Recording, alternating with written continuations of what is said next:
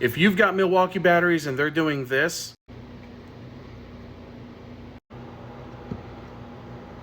it's because you have either a bad cell or several bad cells, or the battery pack is not properly balanced. On this battery, this is the 12 amp hour version.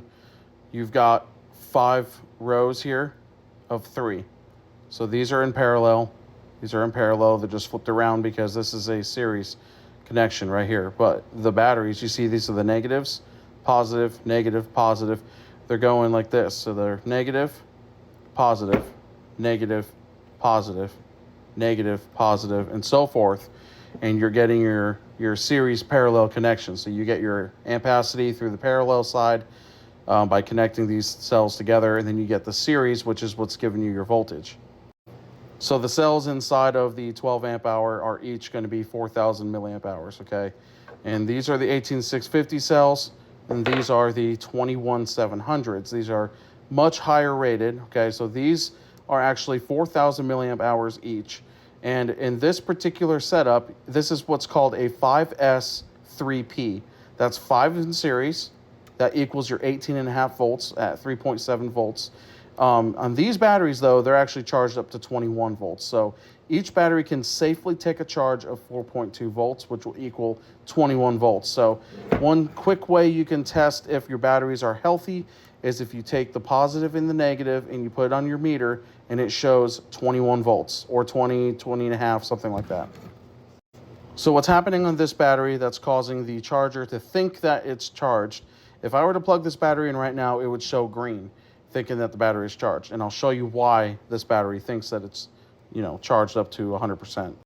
First thing we're going to do is we're going to just go ahead on our negative and positive side, get a reading. We're 18.83 volts. Something is not right.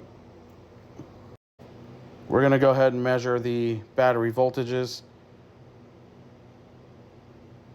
This first set should show 3.6. That's bad. 3.6. And then from here to here should be about 4.1 volts. This right here, this set is why the charger thinks it's fully charged, because 4.2 volts is maximum charge for these cells. Just like on these batteries here, the 18650s, once they're at 4.2 volts maximum, whatever the charger's set to charge them at, that maximum voltage is going to tell the charger that they're already charged. So we'll go ahead and continue testing them. So we'll take this, go here, 11 volts. Oh yeah, I have to do this. 3.6, 4.11, 3.8, and 3.6. So there's absolutely nothing wrong with this battery, okay? The only thing that needs to be done to this is it needs to be balance charged.